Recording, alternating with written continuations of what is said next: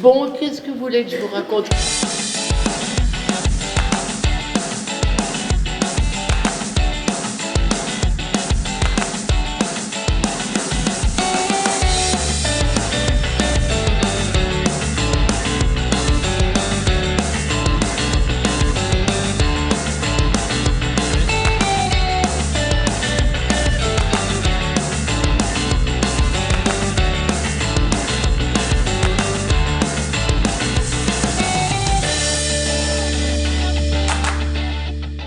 Et nous voici donc au bout de 2 années, la 6e édition, réunis pour un nouveau festival qui va nous faire découvrir tout au long du mois d'octobre des photographes contemporains, humanistes, dont on a Sabine Grace aujourd'hui présente, ainsi que Bernard Bouba, le fils d'Édouard.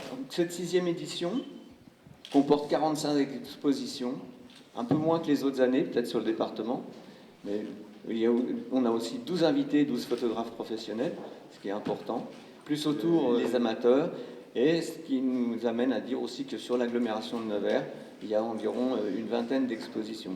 Ma chère Sabine, vous avez tout photographié. La mode, la publicité, les reportages pour la presse en France et à l'étranger, des plus grands musiciens aux chefs d'État, mais votre passion pour l'humain reste majeure. Dans votre œuvre photographique, nous avons le plaisir aujourd'hui d'avoir 50 de vos enfants et que nous pouvons découvrir dans l'exposition En passant. Un grand merci à vous qui honorez par vos photos ainsi que par votre présence cette 6e édition du mois de la photo. Encore merci. Merci à tous. Je vais faire des photos. J'ai dit pourquoi est-ce que je ne serais pas photographe. À l'époque, c'était un peu bizarre parce qu'il n'y avait pas du tout, jamais de livres de photos, sauf aux États-Unis, mais en France et en Europe, pas tellement. Il n'y avait pas d'exposition, il n'y avait pas de livres, on ne parlait pas de photographie. J'ai fait très sagement un apprentissage, 3 ans, 8h midi, 2h, 7h. Et après, j'avais un métier en main, ce qui m'a beaucoup facilité la vie, parce que quand on me demandait des choses un peu bizarres, de formats différents, de techniques différentes, j'arrivais à m'en sortir. Ces choses que vous voyez là, ça, ces photos, c'est mon plaisir, ma récréation, mon coup de cœur, ce que j'aime faire, avoir un contact avec les gens et faire des photos où il y a très peu de choses qui se passent, mais qu'on sente quand même très bien l'intensité de ce que la personne ressent. Vous êtes en charge de laisser à nos générations futures l'image de notre époque, de ce qu'elle a de plus palpable, de plus tragique, de plus fabuleux. Encore merci. Nous sommes ici pour parler de l'exposition de l'œuvre de mon père, qui était Édouard Bouba. Et donc là, c'est un autoportrait qu'il a réalisé à la Chambre en 1958, avec une jolie composition de bouquets de fleurs.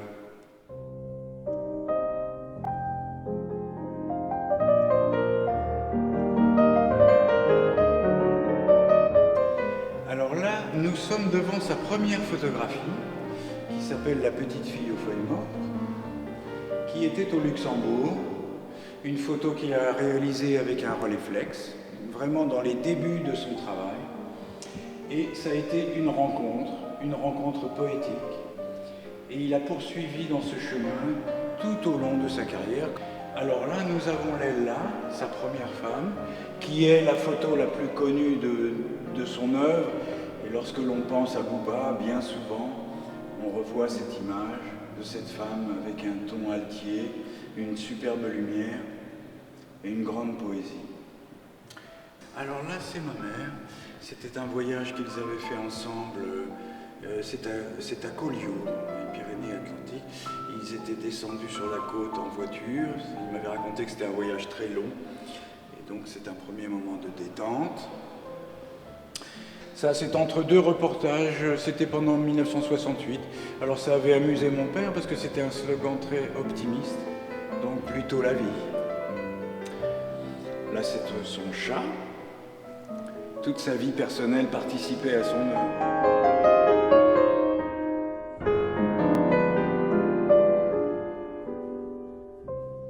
Là, nous sommes en Chine. Il a vraiment été partout, dans le monde entier.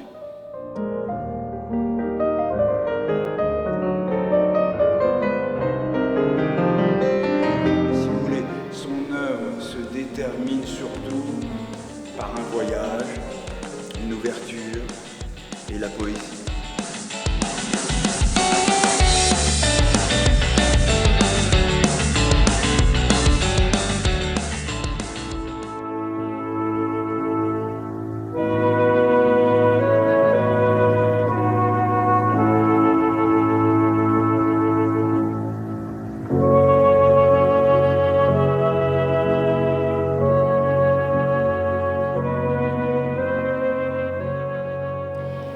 Je fais beaucoup de montagnes en fait, et une année j'ai fait énormément de photos de cascades, sans trop savoir pourquoi ça m'intéressait spécifiquement. Je me suis retrouvée avec une collection de photos.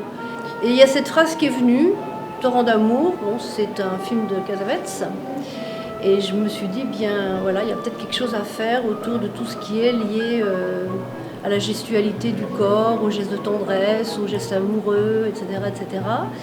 Et donc j'ai commencé à travailler sur cette espèce d'alternance d'images entre des cascades noires et blanches, donc de montagnes, que j'ai voulu être très très proche de la gravure, et puis des images beaucoup plus grandes, de plans très serrés, très cinématographiques, qui sont soit des plans issus de photos que j'ai moi-même fait, que j'ai moi-même recadré, soit des plans de photos déjà existantes que j'ai retravaillées, etc. Et dans l'optique de créer un parcours visuel où le spectateur soit obligé d'avoir un parcours mobile dans la linéarité, mais aussi dans le sens de la profondeur. C'est-à-dire que les grandes images de près, on ne voit absolument pas. Elles sont dans l'informel, on va dire, pour se rendre compte de ce que c'est, on est obligé de s'éloigner. Par contre, les petites, pour regarder les détails, les choses très précises, on est obligé de se mettre très très près. Donc, ce qui fait que le spectateur est obligé sans cesse de s'avancer, de se reculer, de s'avancer, de se reculer, ou là, dans l'espace d'ici, de se retourner, puisque là, c'est simple, il suffit de se retourner pour arriver à voir les choses de loin ou de près, puisqu'on est entre les deux. Voilà. D'autre part, pour le matériau, par contre, alors là, j'ai vraiment voulu trouver un matériau qui soit quelque chose qui rappelait l'écran de cinéma. Donc, j'ai choisi de faire tirer directement sur du Dibond. Parce que quand on s'approche d'ailleurs des grandes images, on a vraiment l'impression d'avoir le nez sur un écran de cinéma. Quand on regarde de près un écran de cinéma, on a vraiment cet effet-là. Nevers, bien sûr, ça m'évoque le livre de Marguerite Duras. Le livre de Marguerite Duras, Hiroshima, mon amour, c'est une histoire d'amour ratée. Elle ne fera plus rien à Nevers, elle n'a rien vu à Hiroshima. Il y a tout un parcours aussi qui se joue entre deux protagonistes. Là, c'est tellement proche et en même temps, on se rapproche de la chair de l'humain au sens large du terme, puisque déjà dans les images qui sont quand même avec une espèce de texture très hybride entre le pixel, le cinéma, etc., on est quand même dans l'épaisseur de l'image. Et en même temps, c'est une forme d'humanisme, donc ça renvoie à Bouba, ça renvoie à Sabine Weiss, sauf que là, on est dans un regard contemporain et qu'on est dans un regard humaniste pour les deux autres expositions du Politique, mais je trouve qu'il y a une belle résonance entre les deux.